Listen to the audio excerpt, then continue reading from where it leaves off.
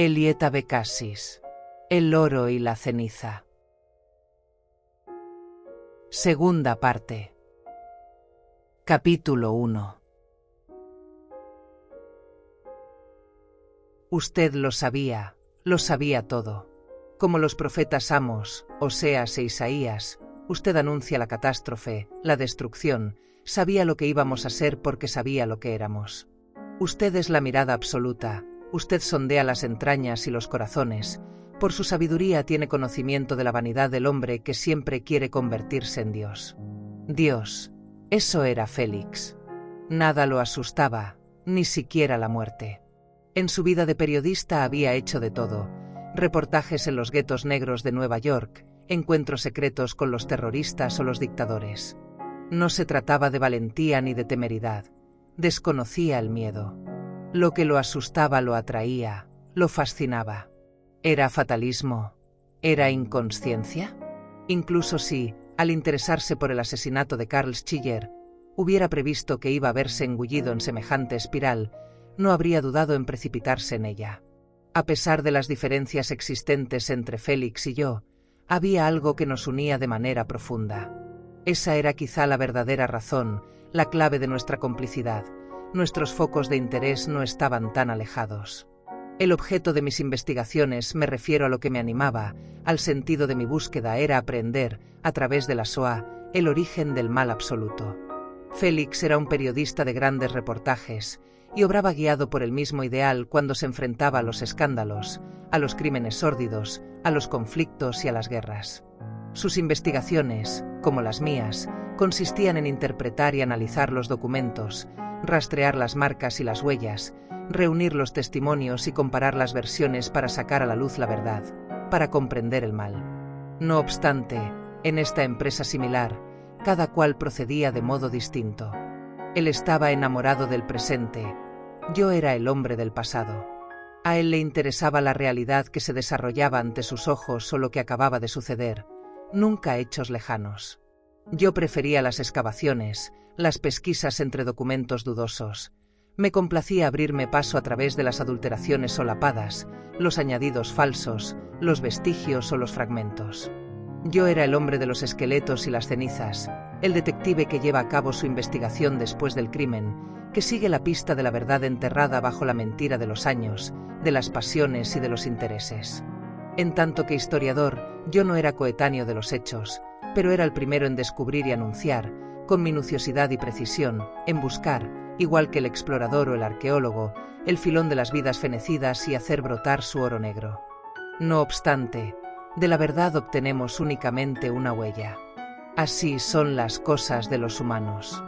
De las acciones, de los hechos y de los grandes discursos queda tan solo la pisada sobre un suelo polvoriento, la sombra de una momia en un panteón oscuro, ciudades enterradas, ruinas y escombros.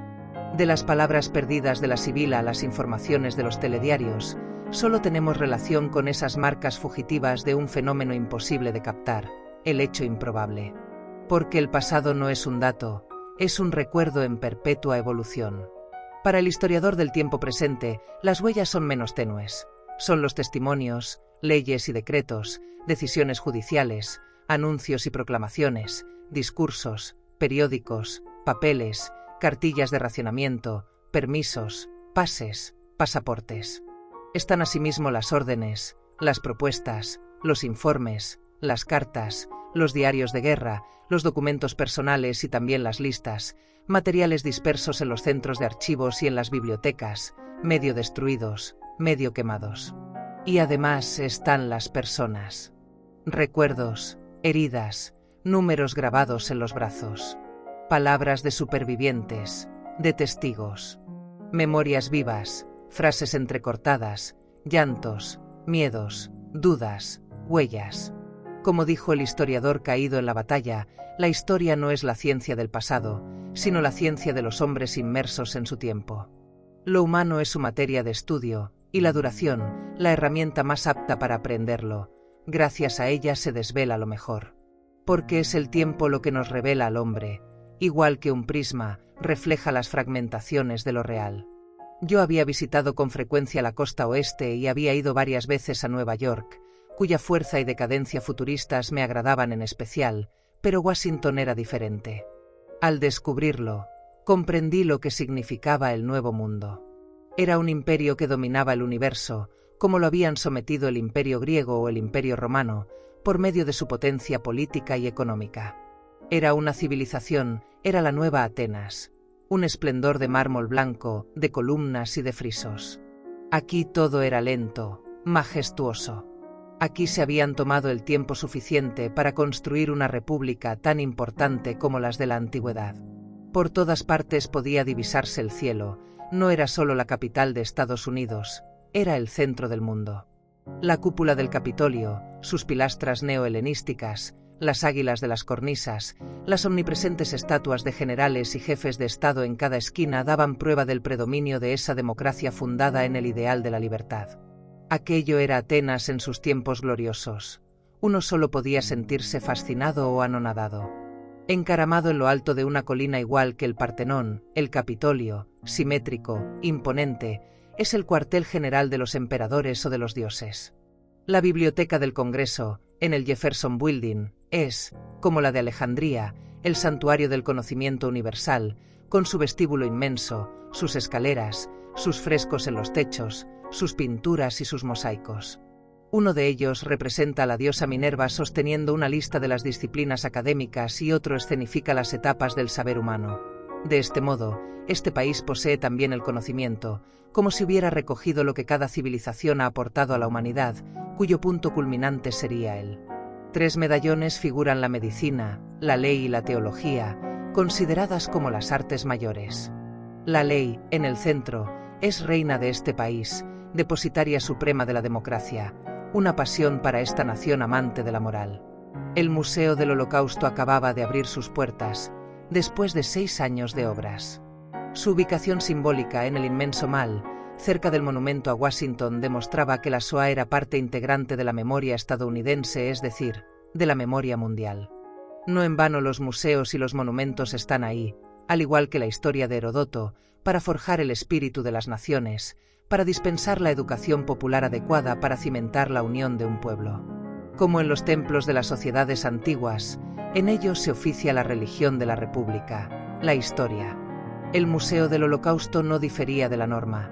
Había que integrar el suceso en la conciencia norteamericana.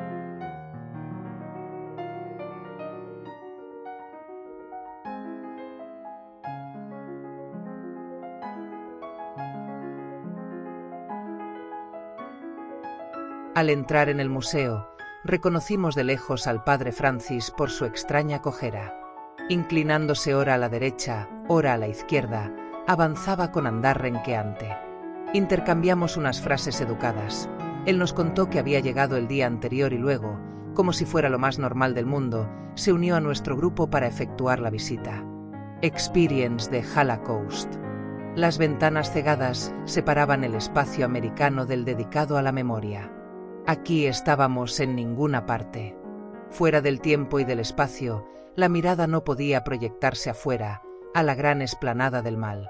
A la inversa, el interior del museo no era visible desde el exterior. El edificio de Fried ofrecía un contraste sorprendente con el resto de las construcciones. Aquella edificación sórdida, un calco de la siniestra arquitectura de ladrillo rojo de las torres de los campos de concentración y los hornos crematorios, resaltaba sobre el resto de lugares ceremoniales. Nos adentramos en el inmenso vestíbulo del testigo, al fondo del cual una escalera que representa el ferrocarril asciende hacia una puerta en forma de arco, la entrada de Birkenau. En ese lugar completamente cerrado se hacía vivir a los visitantes la experiencia de la deportación. Se les daba un librillo con una fotografía y una descripción de la víctima que iban a encarnar, así como el relato de su vida durante la guerra. A cada cual se le atribuía una identidad correspondiente a su posición, su edad y su sexo. Los padres eran adultos atrapados en la tormenta. Los más jóvenes se identificaban con los niños judíos asesinados. Y todos debían amontonarse en uno de los vagones de ganado, todos debían pasar por la puerta del campo, donde está escrito que el trabajo nos hace libres, y todos debían sentarse en un barracón de prisioneros reconstruido y durante un instante vivir un poco la pesadilla. Remember the Children, Se narraba la historia del pequeño Daniel por medio de su diario íntimo y sus pinturas de la guerra, el gueto y el campo de concentración. Los niños podían revolver sus cajones, extender su manta y abrir las ventanas para seguir su vida, antes y después de las leyes antisemitas. La visita continuaba a través de grandes salas oscuras, donde se proyectaban fotografías a tamaño natural y películas en blanco y negro que mostraban pueblos, campos y rostros de individuos aterrorizados. Los niños no podían entrar en las que describían los experimentos médicos o las cámaras de gas. La historia de la Shoah, iniciada desde el despuntar del antisemitismo cristiano, no escamoteaba los ejemplos norteamericanos y mencionaba la negativa de Roosevelt a bombardear los campos de exterminio, a pesar de las reiteradas demandas de los judíos de su país. No era aquella la primera vez que reparaba en ese mea culpa nacional. A mi parecer, la civilización estadounidense debe su tremenda fuerza a esa relación que mantiene con su pasado y que consiste en situar las propias faltas frente a sí, en observar las propias miserias y crímenes para afirmar con fuerza el orgullo de ser americano. Para un puritano, hay una remisión posible del pecado. Confesar o reconocer equivale a ser perdonado. La peor de las faltas es la mentira. Nosotros, los jansenistas, no sabemos condenados. Por eso preferimos disimular el acto culpable y hacer como si no hubiera existido. Pero eran manos vivas las que surgían de las paredes de esa falsa prisión, eran los niños asesinados los que aparecían en esos guetos de papel. ¿Era acaso posible experimentar en una catarsis benéfica el camino de la muerte, la agonía humana? Ver esos rostros por espacio de un instante, oírlos hablar a la sombra de la nada, ¿equivale a ofrecer una tumba a aquellos que no tuvieron ninguna? Ese mundo de palabras y de imágenes, que pretendía conducir a los visitantes por un viaje al seno del mal, ¿contaba la vida de los hombres reales? ¿Era posible experimentar esa vida? Como todos, yo estaba fascinado, cautivado. Ese recorrido equilibrado, interesante, documentado, reconstruido con objetos auténticos de supervivientes, visibles y palpables cabellos de mujeres de verdad, uniformes de prisioneros, botes de leche incluso, en el tercer piso, un trozo de vía. Todas esas imágenes me producían vértigo.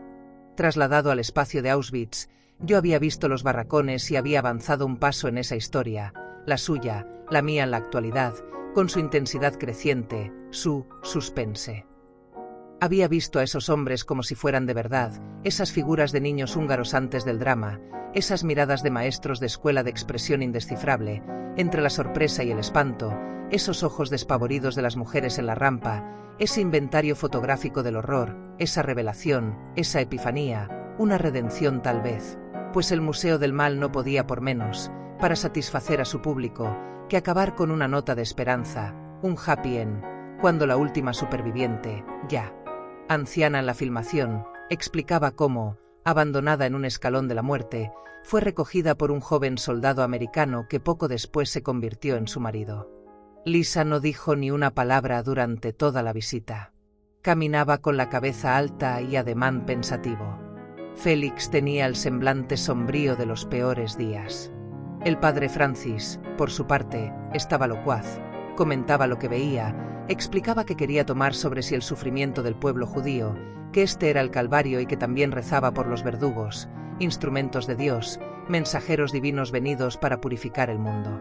Son los dolores del parto del Mesías, hijos míos, decía, es la lucha entre el Cristo y el Anticristo. Yo notaba que Félix estaba a punto de salirse de sus casillas. A cada palabra del sacerdote apretaba un poco más la mandíbula, al borde del estallido. Estamos volcados a la oración por los crímenes de Auschwitz, proseguía, con su voz temblorosa, el padre Francis. La puerta del infierno es la puerta del cielo.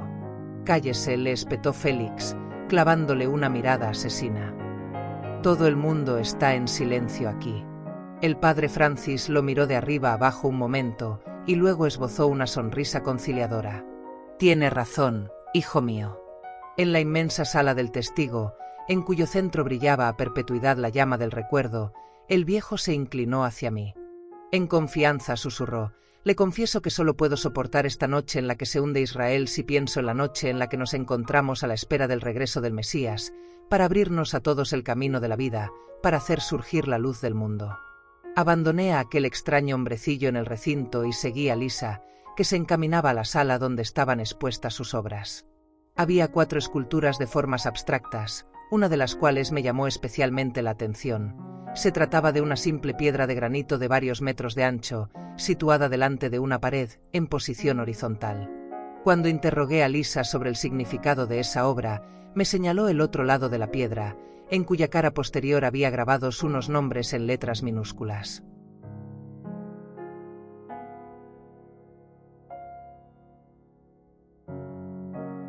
Son los nombres de los niños muertos en Auschwitz, explicó. Pero ¿por qué exponerlo así, sin que se vean los nombres por delante? Para no hacer un monumento, respondió. La idea de crear arte en torno a la Shoah tiene algo de incongruente, de obsceno, y más teniendo en cuenta que la escultura y la arquitectura eran piezas clave de la escenografía nazi. ¿Y por qué una simple piedra? ¿Por qué no una escultura con formas humanas? Porque es imposible representar lo que pasó, ya sea en una obra de ficción, una novela o una pintura, y con mayor motivo en una escultura, que es la forma de arte más próxima a lo humano y más sujeta a la idolatría. Por eso hay que encontrar una manera de hablar de la Shoah, de hacer sentir el horror que fue, de conmemorarla, sin describirla jamás. Es la idea de los antimonumentos.